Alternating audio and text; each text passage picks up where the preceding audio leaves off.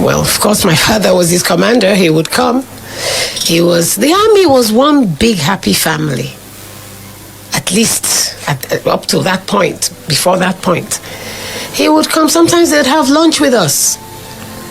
I remember the dining room. The address was 1 Kashim Ibrahim, Street Road, Crescent in Kaduna. And it was the official quarters. And he was a regular visitor. Whether official or unofficial, he was uncle. Kaduna Zogu was also a visitor. Yes, he was. Kaduna was like the epicenter of that coup. So history says. Your mom jumped in between the gunmen and your dad. Yes, she did. You can still picture her? Yes, I can. She was in a nightie. She was pregnant. So it was a loose gown. I think pink. And she stood there. Maybe she felt they would show some pity. I'm a woman. They would show some pity. They know me. They've come here. I've probably cooked for them before. Maybe she felt, because I'm pregnant, they would, whatever it was that she felt or was going on in her head, I don't know. But she stood there. And you didn't feel pity for her? No, absolutely not. Did you tell her to give way and she refused? I don't remember that. I don't remember that. You think it was love? It had to have been love. It had to have been. So they came in, a bunch of soldiers with guns, Major Watwegu with them. They were talking to my father. As a 6-year-old, of course, I had no idea what they were talking about. History puts it that they were asking him for the keys to the armory. Since he was the commander of the 1st Division of the Nigerian Army, I guess the armory came under his garrison. They marched him out of the bedroom for a bit. I noticed my mother was talking and she was frantic. They marched him back. At a point, I noticed my father pulled the bedside drawer by the bed. Because at that point, I had rolled over to the edge to be able to see what was going on. History has it that he wanted to bring out his service pistol, rifle, whatever it's called. And the next thing I know, they cocked their guns. State Affairs with Edmondo Bilo is... You noticed Timothy Onwatwegu? Yes, I did. They came in. What happened that night? It is the story of a night that is still a nightmare in my head. So they came in, a bunch of soldiers with guns, Major Watwegu with them. They were talking to my father. As a 6-year-old, of course, I had no idea what they were talking about. History puts it that they were asking him for the keys to the armory. Since he was the commander of the 1st Division of the Nigerian Army, I guess the armory came under his garrison. They marched him out of the bedroom for a bit. I noticed my mother was talking and she was frantic. They marched him back. At a point, I noticed my father pulled the bedside drawer by the bed. Because at that point, I had rolled over to the edge to be able to see what was going on. History has it that he wanted to bring out his service pistol, rifle, whatever it's called. And the next thing I know, they cocked their guns. My mother jumps in front of him with her arms, spread out, like to protect him. And they rain the bullets. They rained the bullets. Blood everywhere. My mother was pregnant. It was more like they killed 3 people. Blood everywhere. Yeah. All over the floor, all over the walls. We are talking about the January 15th, 1966 coup. This is the daughter of Brigadier Ademulegun, who was killed in that coup. You stood there watching. Yes, I did. Yes, I did. You saw Timothy Onwatuegu. Yes, I did. You knew him before that night. Yes, I did. He used to come to the house. Yes, he did. To do what? Well, of course, my father was his commander. He would come. The army was one big happy family. At least up to that point. But at a point like that, maybe the brain is not functioning well. Maybe one is not thinking straight. Maybe at that point all she was thinking was, you can't kill this man. You know what I mean? You can't kill this man. He's the love of my life. You can't kill this man. He's the father of my children. You can't kill this man. He's the father of, my father had 6 of us. I don't know. But I guess in that kind of situation, I don't think one's brain will function well. Your father was one of the toppest of the military officers of the time. So I hear. After Aguiyi Ironsi, he was number 3. Yes. Brigadier Abbasi, by the way, was my godfather. And I had a wonderful relationship with him. And I still have with his children. And a year or 2 before he passed on, I went to cover an assignment in Aguiyi Ironsi State, Uyo, where he lived after retirement, and he had become, pretty old. I went there. Oh, I'm so glad I did. He was so happy to see me. And I was so glad that I saw him at least that one last time, because about a year or so later, I heard that he died. Yeah, he was pretty close to Brigadier Abbasi. After the coupist struck, you were left there crying. Yes. Yes. And you were taken out of the house with your brother. Yes. I had an older brother who was on holidays from school, who was there, but he was not in that room. He was in his room across the landing, the other side of the staircase. He had heard the gunshots. His name is Bankole. We lost him about a year ago. I miss him so much. Anyways, he had heard the gunshots and he peeped.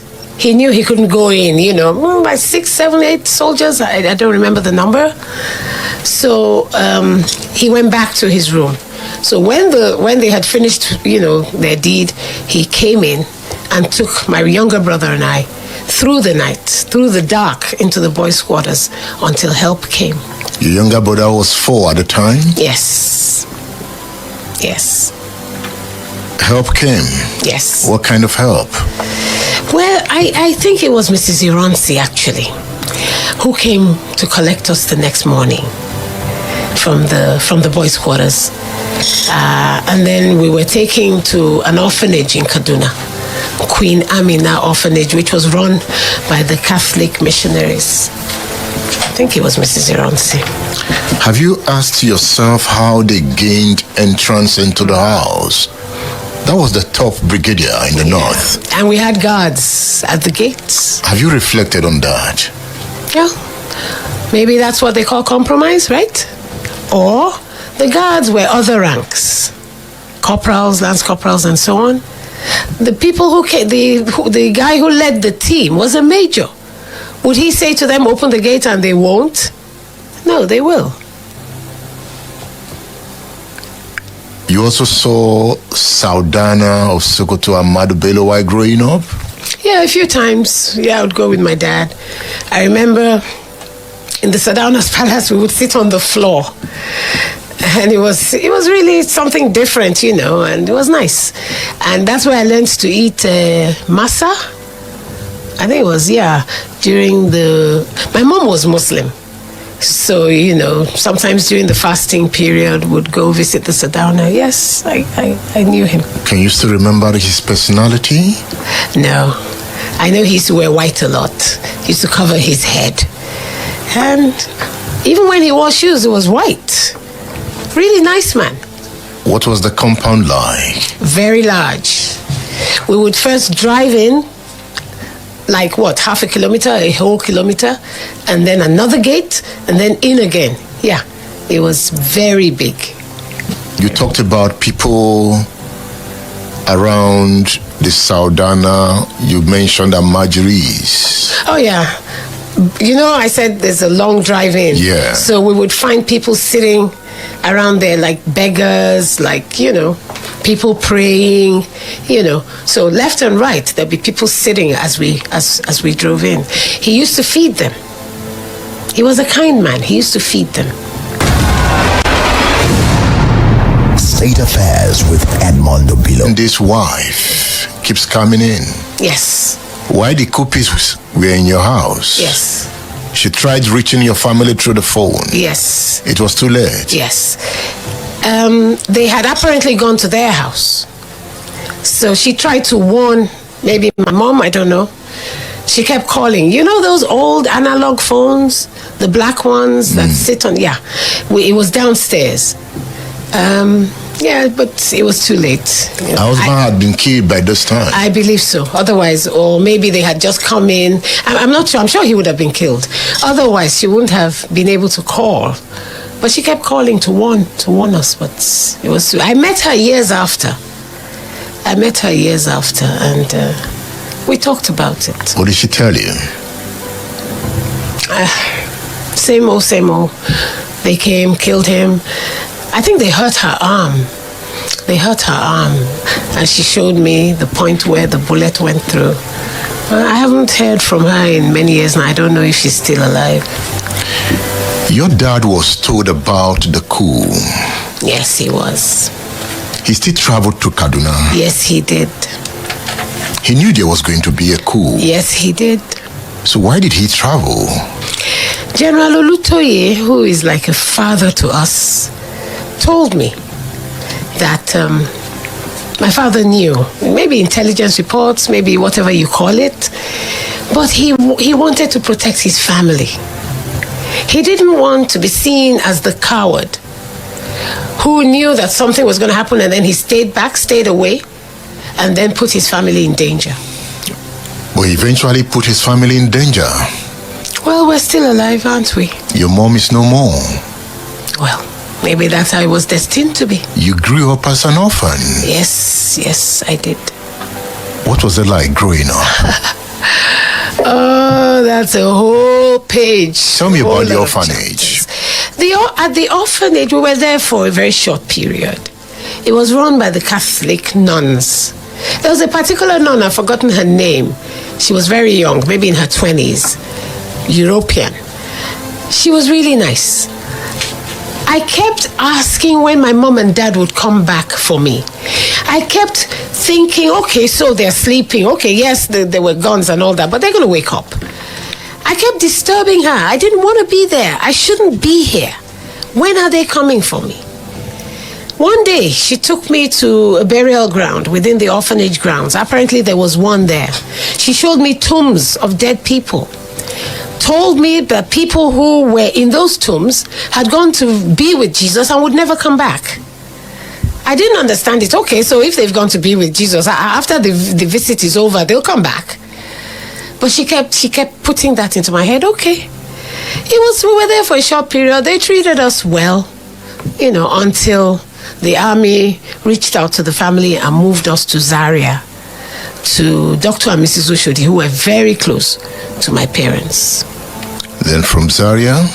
While we were in Zaria, the army was making inquiries on all with family members back in Lagos.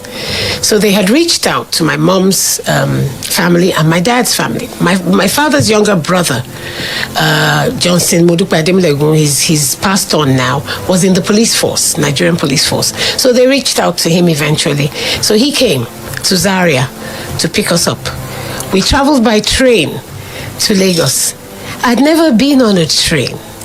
I remember those years traveling abroad was BOAC, British Overseas Airways Corporation, and then there was Nigeria Airways.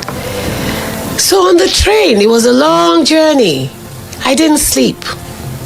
I didn't close my eyes. At every station, Kotangora, Mina, I would peep through the window, see the people selling and peddling things on their heads, hawking. And I would just be wondering, where am I going? Where is this? Why are we, my brother, he was young. He was asleep most of the time. So was my uncle. I couldn't sleep. I was just wondering, I'm leaving behind my mom and dad. Okay, take me back there. I know they were lying helpless, lifeless, but they're still my mom and dad. Yeah.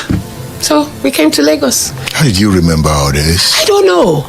And that's the problem. It refused to go away. If I meet someone today, and in 3 months' time, the person comes and says, "Oh, mommy, how are you? Ma, remember me?" Honestly, I won't remember the person. I would need my PA at work to remind me, nudge me. Even when they do, sometimes I don't remember. But the events of that night, and the years after are locked in my brain. In 2016, I had a brain seizure.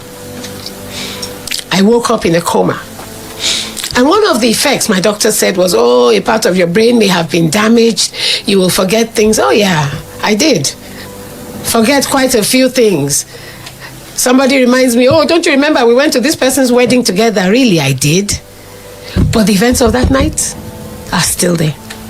The brain seizure didn't go anywhere in it. Life was beautiful before the coupist struck. Yes, life was beautiful. I used to ride on horses. The army then, it was about horses. My father had a horse. His name was Santana. When the Volkswagen Santana came, he used to remind me of the horse called Santana. Would ride within the compound, large grounds. I went to school. Army, it wasn't Army Children's School. I can't remember. Army something school in Kaduna. I have my old reports. I should have brought them. I didn't.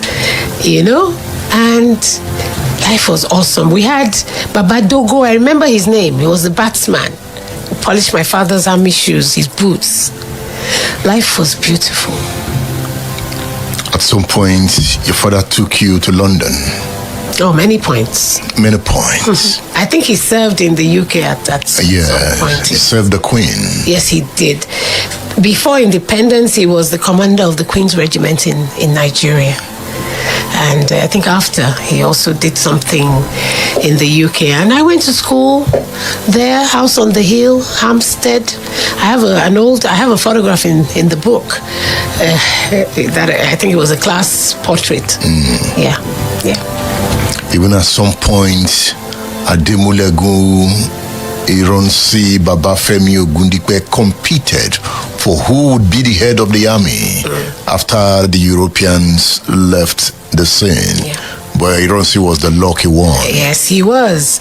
I still have a fantastic relation with the Ogundikwes too. One of the older daughters, Mrs. Folola Brahima Ademuyawoni Ogundikwe, is my big sister. We communicate, she loves me, and yeah. Still, relation. So on the train to Lagos, you got to Lagos. Yes. My uncle lived in police barracks of Balinde. You know what that looked like? Small, what they call room and parlor now. He had his own family. We were only with him, I think, 2 days. The army had contacted a very close friend and cousin of my dad, Chief Dr. Sende Akinshete, one of the first ophthalmologists in Nigeria. His wife was a nurse. She was my mom's friend. My mom was a nurse, by the way. So she studied in Stub Hill, Glasgow. So she and Mrs. Akinshete, Mrs. Omomi Akinshete, she's passed on too, were very close. So they had accepted to take us in. They lived in Ikoyi then, Roxton Road, Ilabere Avenue. I think those names have been changed. So we were taken there. I remember the first day, I had my toy, a little duck. The picture is in that book. I was so attached to this duck. You know how it felt like, okay, so I've left my mom and dad behind, right? But I have my duck. In Yoruba. So I held on to the duck. They took us there. And at the point of getting in, their little girl, who's my baby sister now, looked at my duck and wanted to pull it off me. Oh, I must have been very violent. Give me my duck back. That was all I had. So they took us in and they were awesome. I was happy at last. I had 4 sisters. And my brother, was the only boy within because they had all girls. I still have a beautiful relationship with Daddy Akinshete, who is still alive at 96 or 97 and strong. Mommy has passed on, and the daughters too are still my sisters. We were with them very short period again. Sholakbe Ademulegun